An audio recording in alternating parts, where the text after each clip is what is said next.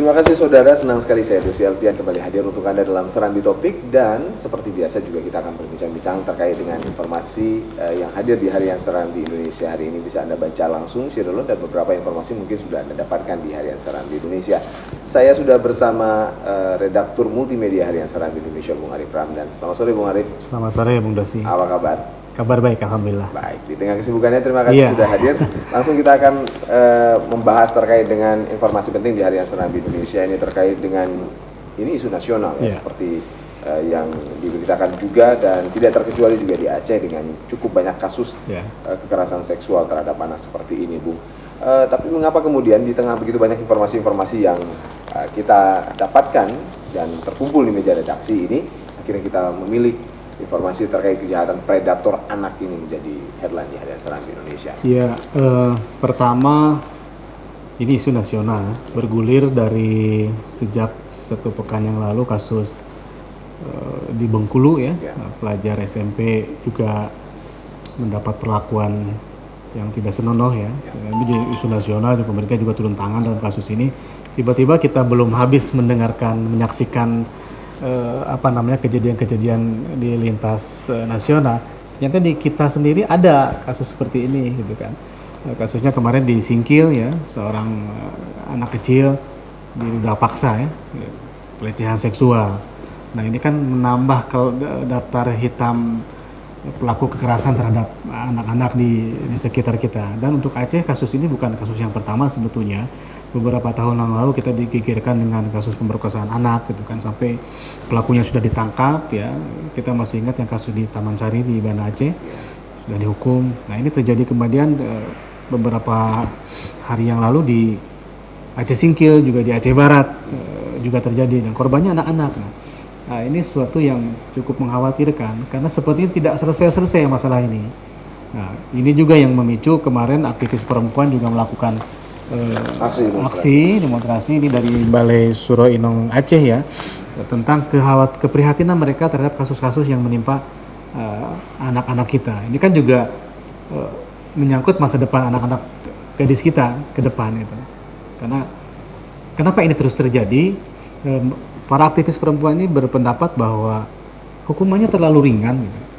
Hukuman untuk pelaku pelecehan seksual, pelaku pemerkosaan terhadap korbannya anak-anak di bawah umur terlalu ringan gitu.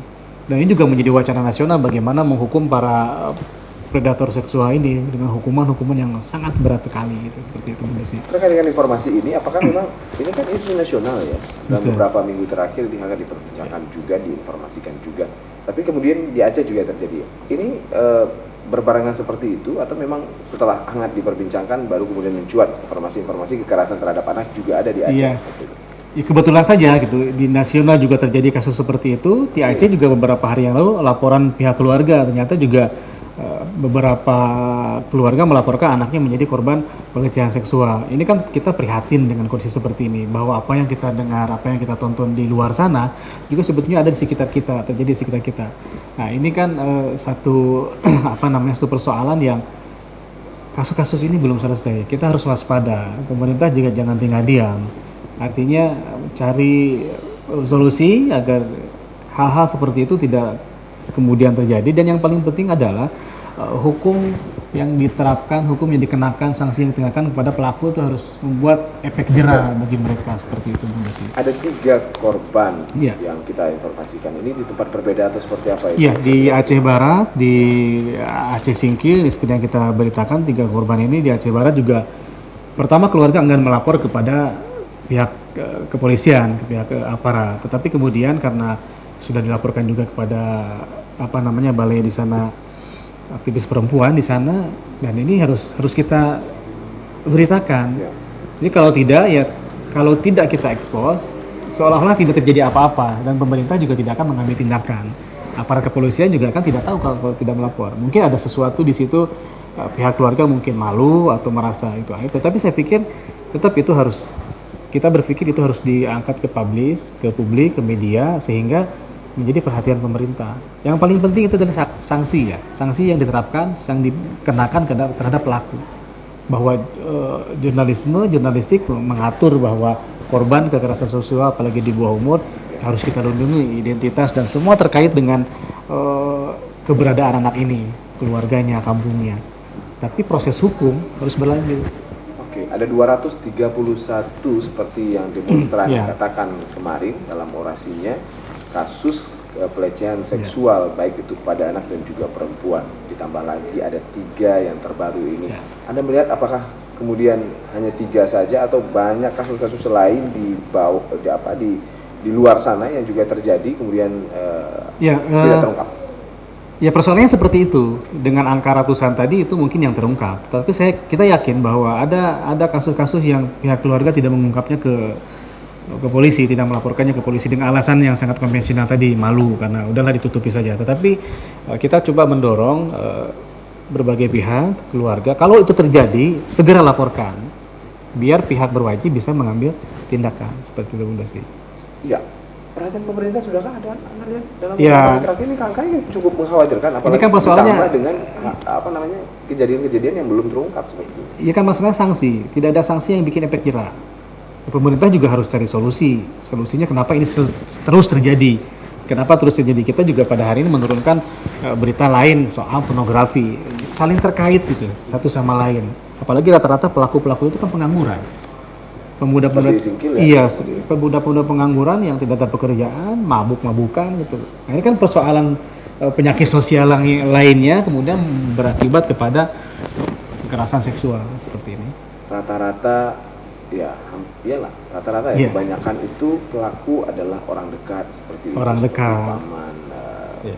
abang segala macam. Kalau sudah seperti ini seberapa aman sih sebenarnya anak-anak dan juga perempuan? Nah ini perlu perhatian keluarga, ibu atau bapak si anak ya. Tidak lantas percaya begitu saja kepada orang-orang terdekat. Apalagi misal orang-orang terdekat itu kita tanda petik kita bisa menilai dia punya kelainan misalkan karena sering nonton kecanduan film porno, ya itu sudah dapat dipastikan. Beberapa penelitian menyebutkan seperti itu. Beberapa kasus kita yang pernah kita beritakan terhadap kekerasan seksual juga selalu berlatar belakang pornografi sebelumnya. Oke, waktu kita sangat terbatas. Apa kemudian fokus liputan kita terkait dengan hal ini? Apakah Ya tentu kita akan mendengarkan atau mendapatkan informasi untuk komitmen pemerintah seperti itu atau seperti apa? Iya, kita akan terus cari sekali lagi terhadap kasus-kasus seperti ini. Mudah-mudahan ini yang terakhir dan jangan lagi terungkap ya. Yang paling penting tadi, efek jerah hukuman yang paling berat terhadap pelaku. Karena kita juga sayang masa depan anak-anak kan kalau sudah jadi korban seperti itu. Ini yang kita khawatirkan. Mudah-mudahan pemerintah ada langkah yang konkret, bisa ada kanun yang betul-betul, sanksi yang betul-betul kita perjuangkan seberat-beratnya, gitu, sehingga tidak akan lagi terjadi. Ini jangan dianggap persoalan ini persoalan kecil. Ini soal persoalan masa depan anak-anak ke depan. Begitu Bunda sih. Terima kasih Bung Arief atas bincang-bincangnya. Dan saudara, ada 231 kasus itu yang terungkap saja, belum lagi hal-hal yang belum terungkap tentunya. Dan informasi hari ini Harian Serambi Indonesia mengingatkan kita untuk tetap menjaga keluarga agar kemudian juga aman dari hal-hal yang tidak diinginkan seperti ini. Saya Dosi Alfian, sampai jumpa dan kembali ke studio.